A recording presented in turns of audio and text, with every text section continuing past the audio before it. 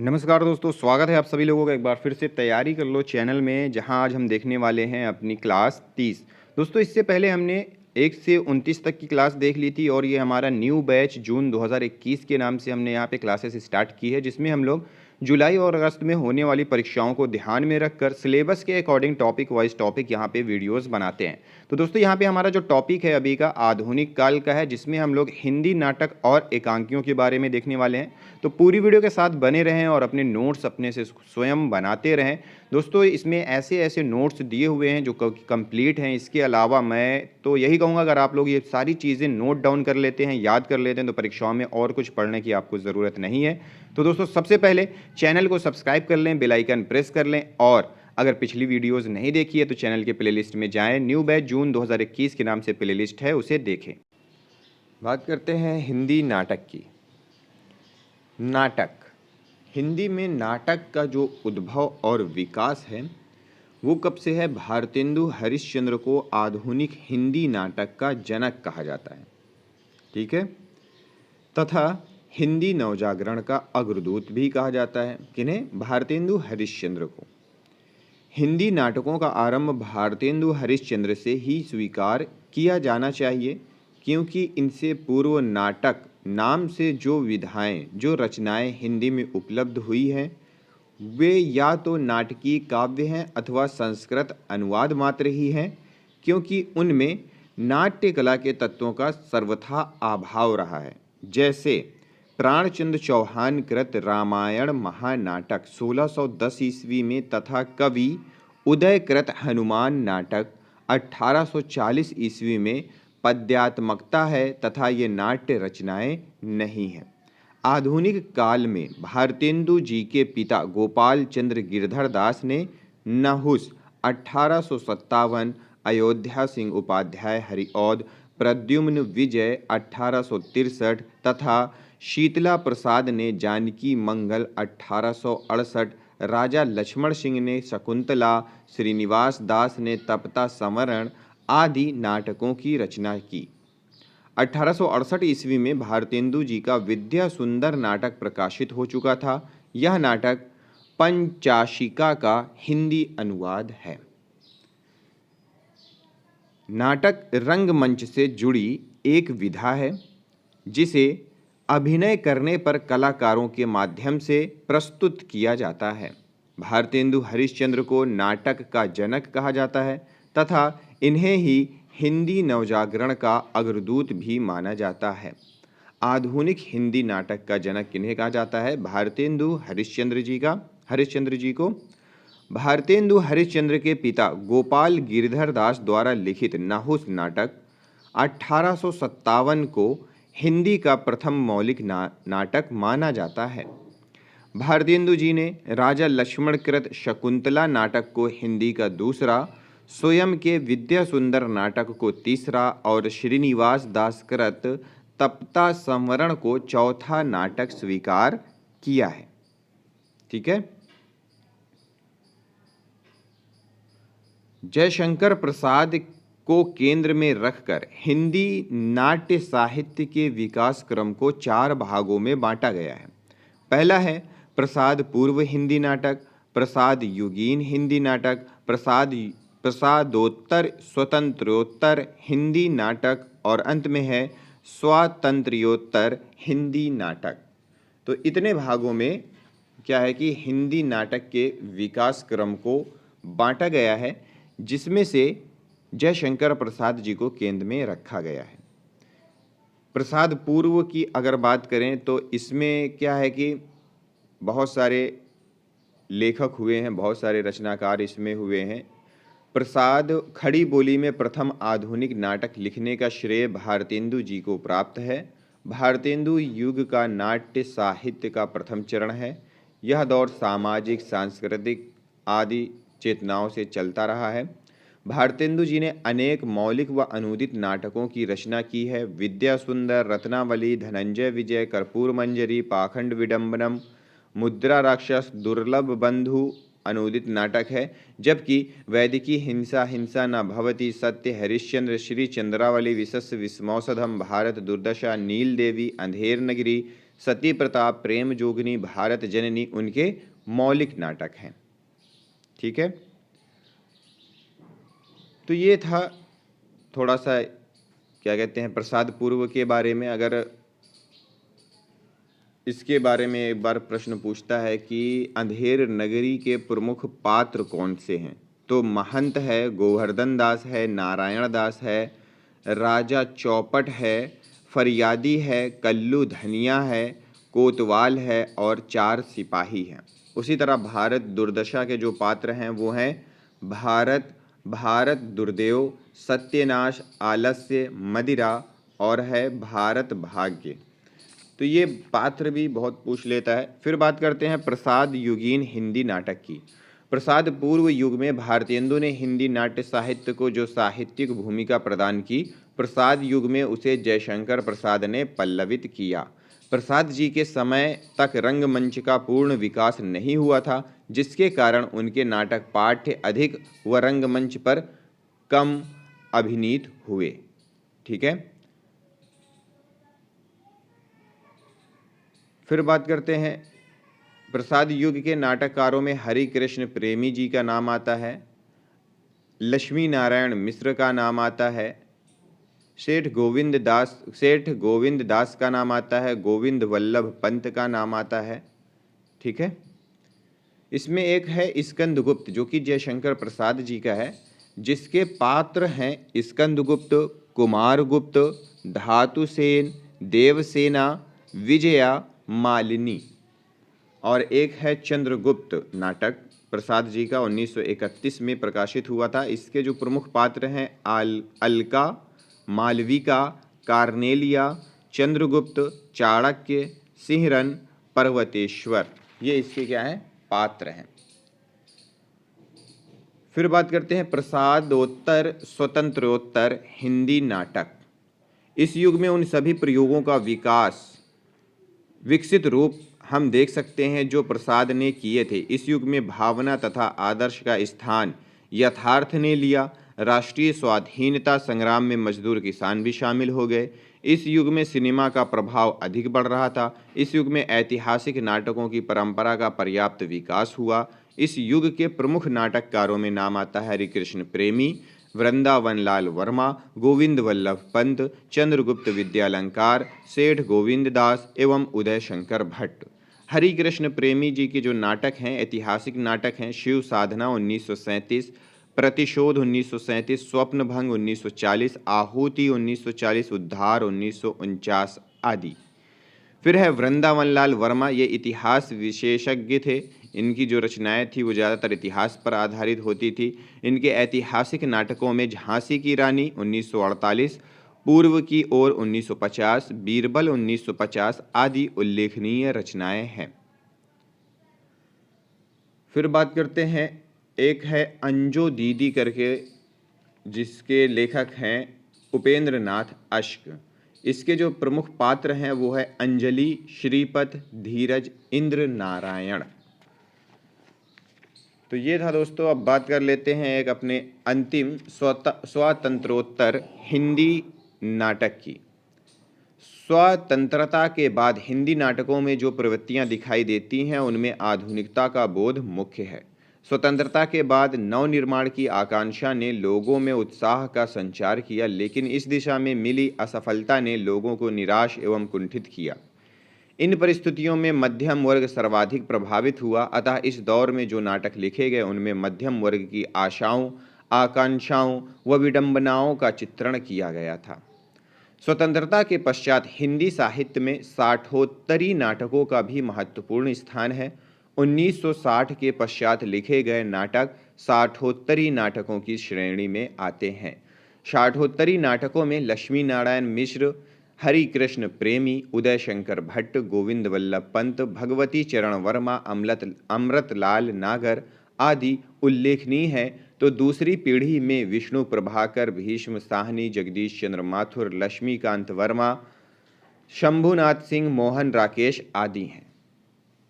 विष्णु प्रभाकर ने अपने नाटकों में आधुनिक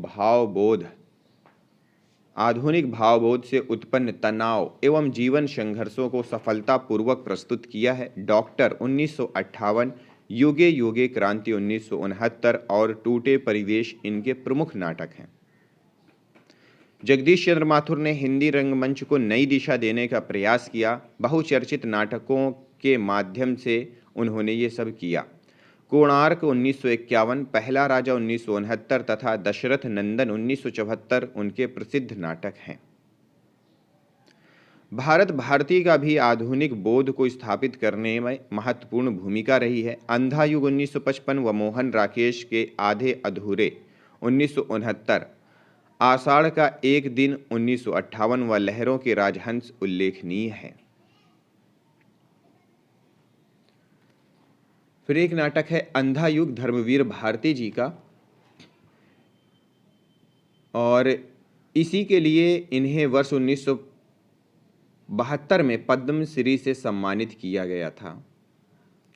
नाटक के प्रमुख पात्र इनके हैं कृष्ण, जो अंधा युग नाटक है उसके जो पात्र हैं कृष्ण है, अश्वत्थामा है, युधिष्ठिर है, धृतराष्ट्र है, गंधारी है, विदुर है, कृपाचार्य आदि हैं। आधे अधूरे मोहन राकेश का नाटक है जिसके पात्र हैं सावित्री, बिन्नी, किन्नी, अशोक। तो ये था दोस्तों, हमने यहाँ पे प्रसाद पूर्व हिंदी नाटक पढ़े, प्रसाद युगीन हिंदी नाटक पढ़े, प्रसादोत्तर स्वतंत्रोत्तर हिंदी नाटक पढ़े और स्वतंत्रोत्तर हिंदी नाटकों को भी हमने यहाँ पे पढ़ लिया। मोस्टली चीज़ें हमने यहाँ पे पढ़ ली हैं। अब आगे देखते हैं। जयशंकर प्रसाद। जयशंकर प्रसाद हिंदी गीति नाट्य परंपरा के प्रथम रचना, हिंदी गीति नाट्य परंपरा की प्रथम रचना करुणालय 1913 जयशंकर प्रसाद द्वारा लिखी गई है। प्रसाद जी ने कुल 12 नाटकों की रचना की है जो इस प्रकार हैं: सज्जन, प्रायश्चित, राज्यश्री, विशाख, अजातशत्रु, जनमेजय का नाग यज्ञ, कामना, स्कंदगुप्त, एक घूंट, चंद्रगुप्त और ध्रुवस्वामिनी। करुणालय में हरिश्चंद्र और विश्वामित्र के प्रसिद्ध पौराणिक आख्यान का आधार लिया गया है। सज्जन का कथानक महाभारत से लिया गया है। जयशंकर प्रसाद के नाटक चंद्रगुप्त पर बांग्ला साहित्य के नाटककार द्विजेंद्र राय के नाटकों का सीधा प्रभाव माना जाता है। चंद्रगुप्त में मालविका, अलका, सुवासिनी आदि नारी पात्रों का चित्रण किया गया है। प्रसाद जी के सभी नाटकों में किसी न किसी ऐसी नारी पात्र का अवतरण हुआ है जो धरती के दुखपूर्ण अंधकार के बीच प्रसन्नता की ज्योति की भांति उद्दीप्त है, जो पाशविकता, दानवता और क्रूरता के बीच क्षमा, करुणा, प्रेम के दिव्य संदेश की प्रतिष्ठा करती है। जे हरिजीत। जे हरिजीत ने कन्नड़, अंग्रेजी और हिंदी भाषाओं में नाटकों की रचना की है। संभवामी युगे युगे इनका सामाजिक और पौराणिक नाटक है। इस पर इनको कर्नाटक सरकार की ओर से पुरस्कार भी प्राप्त हुआ था। रंगायन, खरगोश की नौकरी इनके एकांकी संगठन है। इनके अन्य नाटकों में हुमायूं, रेल सत्याग्रह, खामोश इमरजेंसी जारी है, ओह यूनिवर्सिटी, सम्राट स्कंदगुप्त, प्रिंसिपल परशुराम, विद्रोही, एक संघर्ष कथा आदि हैं। नागबोडस एक लोकप्रिय भारतीय नाटककार और हिंदी कथाकार थे। इनकी पहचान मुख्यतः नाटककार के रूप में हुई है। इनकी प्रमुख रचनाएं हैं खूबसूरत बहुत, थेकू बाबा, लोचनदास, नर नारी, कृति, विकृति आदि।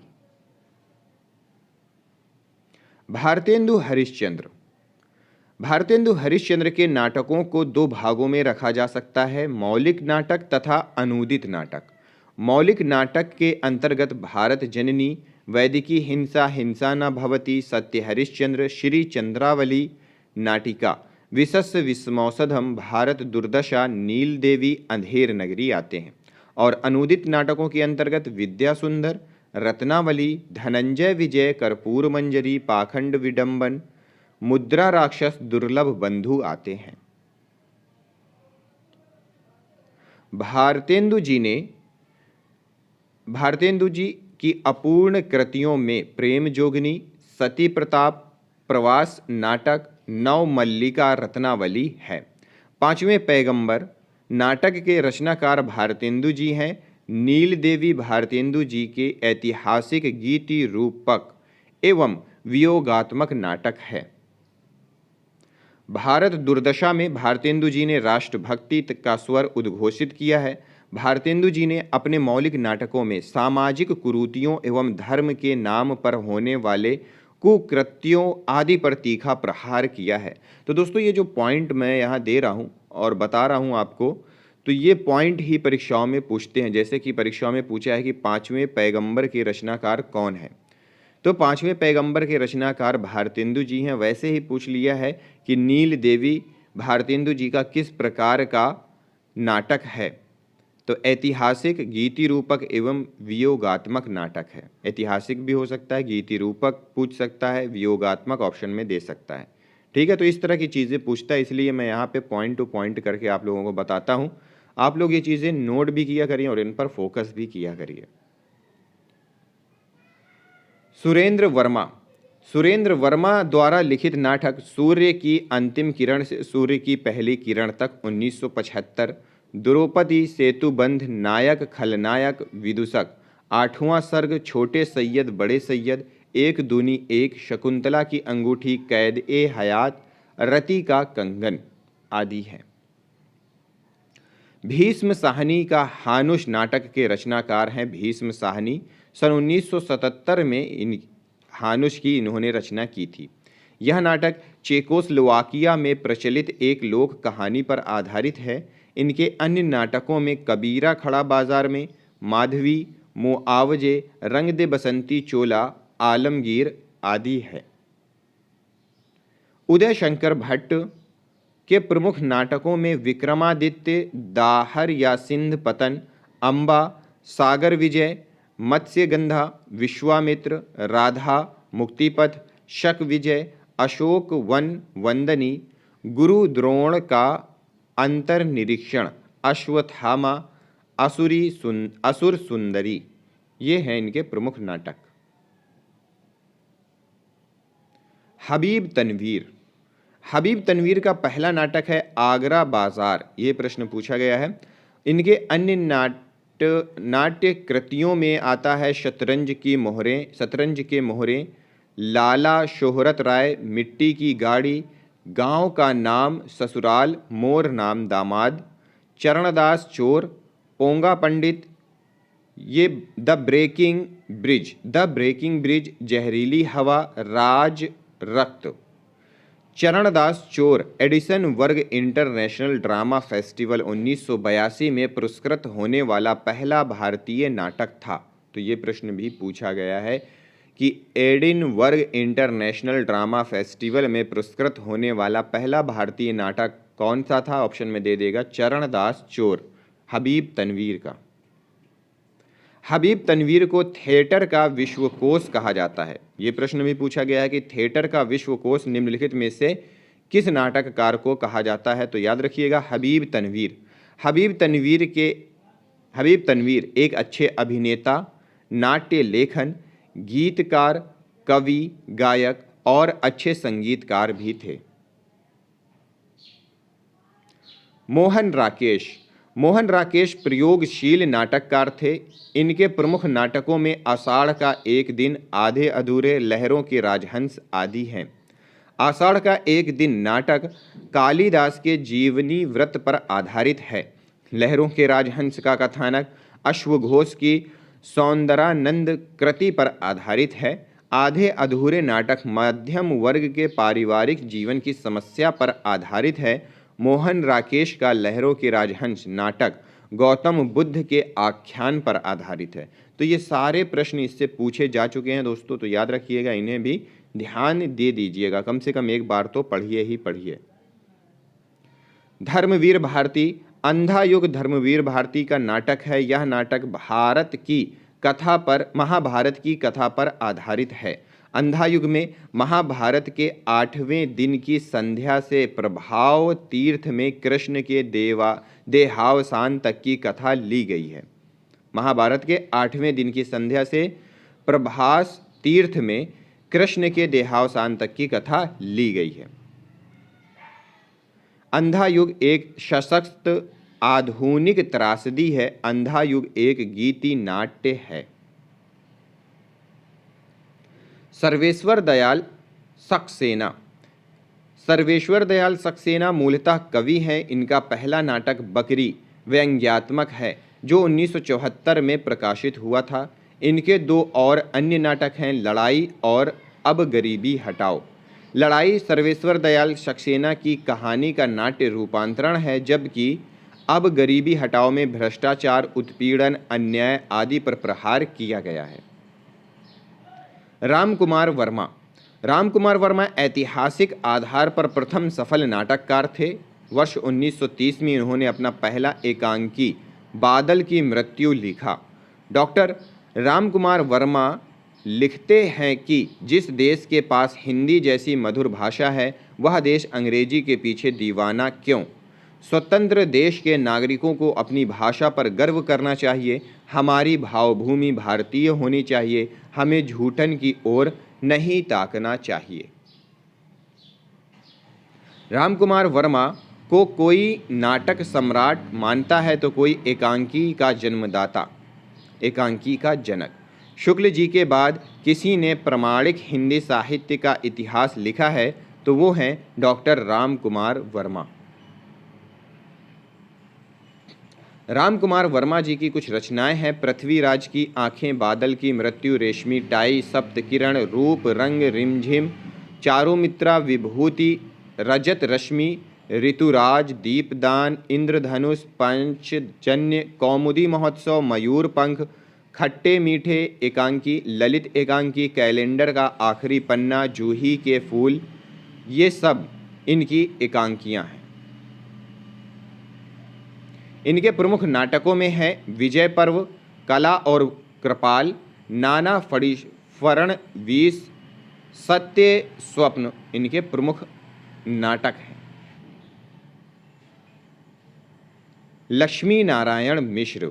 हिंदी में समस्या नाटकों के प्रवर्तन का श्रेय लक्ष्मी नारायण मिश्र को दिया जाता है। समस्या नाटकों में दार्शनिक, नैतिक एवं व्यवहारिक समस्याओं का समाधान प्रस्तुत किया जाता है। इनके प्रमुख नाटकों में अशोक, सन्यासी, मुक्ति का रहस्य, राक्षस का मंदिर, राजयोग, सिंदूर की होली, आधी रात, गरुड़ ध्वज, नारद की वीणा, वत्सराज, दशाश्वमेघ, विस्तार की लहरें, वितस्तता की लहरें, जगत गुरु, चक्रव्यूह, कवि भारतेंदु, मृत्युंजय, चित्रकूट, अपराजित, धरती का हृदय आदि है। नुक्कड़ नाटक। सफदर हाशमी को नुक्कड़ नाटक का जनक कहा जाता है। इन्होंने ही नुक्कड़ नाटकों को एक नई दिशा दी है। डॉक्टर लाल बहादुर वर्मा ने गोरखपुर में संचेतना नामक संस्थान का गठन करके नुक्कड़ नाटकों की शुरुआत की। नुक्कड़ नाटक न केवल वास्तविक जीवन में बल्कि चलचित्र माध्यम में भी काफ़ी महत्व रखता है।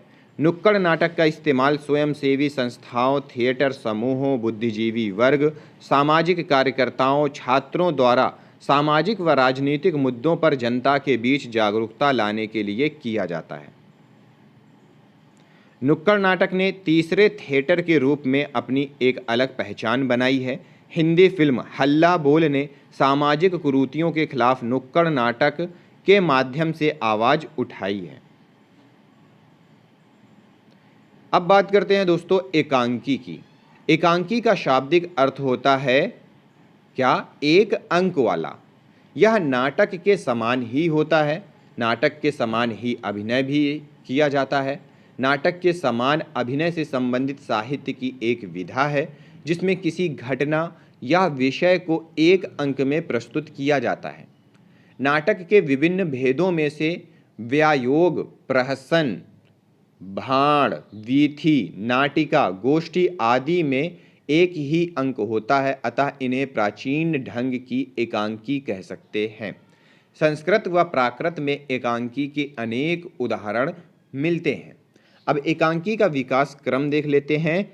तो हिंदी में एकांकी लेखन का आरंभ भारतेंदु युग से होता है, किंतु हिंदी में एकांकियों का आरंभ भारतेंदु हरिश्चंद्र द्वारा ही हुआ है। उन्होंने प्राचीन संस्कृत नाट्य साहित्य से प्रेरणा ग्रहण करते हुए नाटक व एकांकी के विभिन्न रूपों के विकास का प्रयत्न किया। उन्होंने धनंजय विजय, प्रेम योगिनी, पाखंड, विडंबन, अंधेर नगरी, विशस विस्मौसदम, वैदिकी, हिंसा हिंसा न भवति आदि की रचना की, जिनमें प्राचीन ढंग की एकांकियों के लक्षणों का निर्वाह हुआ है। ठीक है, अब बात करते हैं डॉक्टर राम कुमार वर्मा। डॉक्टर राम कुमार वर्मा आधुनिक हिंदी साहित्य के एकांकी सम्राट के रूप में जाने जाते हैं। सन 1930 में बादल की मृत्यु इनका पहला एकांकी है, इस कारण इन्हें एकांकी का जनक माना जाता है। ठीक है, जयशंकर प्रसाद ने वर्ष 1929 में एक घूंट एकांकी की रचना की थी। विभिन्न विद्वानों ने एक घूंट को आधुनिक ढंग की सर्वप्रथम हिंदी एकांकी स्वीकार किया है। तो किसी ने किसको स्वीकार किया है? बादल की मृत्यु को। ठीक है, लेकिन मैक्सिमम लोगों ने एक घूंट को स्वीकार किया है, जयशंकर प्रसाद का एक घूंट 1929। इसके ऊपर डॉक्टर नगेंद्र ने कहा है कि सचमुच हिंदी एकांकी का प्रारंभ प्रसाद के एक घूंट से हुआ है। प्रसाद पर संस्कृत का प्रभाव है, इसलिए वे हिंदी एकांकी के जन्मदाता नहीं कहे जा सकते हैं। यह बात मान्य नहीं है। एकांकी की पद्धति का एक घूंट में पूरा निर्वाह हुआ है। प्रसाद के एक घूंट अनंतर अनेक लेखकों ने अनूदित एवं मौलिक एकांकियां लिखी। ठीक है, मौलिक एकांकियों की जो परंपरा है उसको आगे बढ़ाने का जो श्रेय जाता है वो डॉक्टर राम कुमार वर्मा को जाता है। इनकी एकांकी है बादल की मृत्यु, 1930 ईस्वी में प्रकाशित हुई थी, जिसे डॉक्टर सत्येंद्र ने एक घूंट के अनंतर दूसरा स्थान दिया है। ठीक है, तो यहाँ पे क्लियर हो गया है कि एक घूंट को प्रथम एकांकी माना गया है। डॉक्टर राम कुमार वर्मा के एकांकी प्रेम और सेक्स की समस्याओं से संबंधित होते हैं। डॉक्टर राम कुमार वर्मा की जो एकांकी हैं वो प्रेम और सेक्स की समस्याओं से संबंधित होते हैं। 1940 ईस्वी में नगेंद्र ने कहा था, हिंदी एकांकी का इतिहास गत 10 वर्षों में सिमटा हुआ है। श्री रामनाथ सुमन चारुमित्र 1942 की भूमिका में डॉक्टर राम कुमार वर्मा को हिंदी एकांकी का जन्मदाता माना है। डॉक्टर सत्येंद्र एकांकी का सूत्रपात भारतेंदु हरिश्चंद्र जी से स्वीकार करते हैं। डॉक्टर सोमनाथ गुप्त जयशंकर प्रसाद के एक घूंट से एकांकी नाटकों का सूत्रपात मानते हैं। अज्ञे जी ने भी डॉक्टर सत्येंद्र के मत को स्वीकार किया है। मतलब ये कहा है कि जो एकांकी की जो शुरुआत है वो किसी ने भारतेंदु हरिश्चंद्र से मानी है, तो किसी ने डॉक्टर राम कुमार वर्मा से मानी है, तो किसी ने जयशंकर प्रसाद के एक घूंट से मानी है।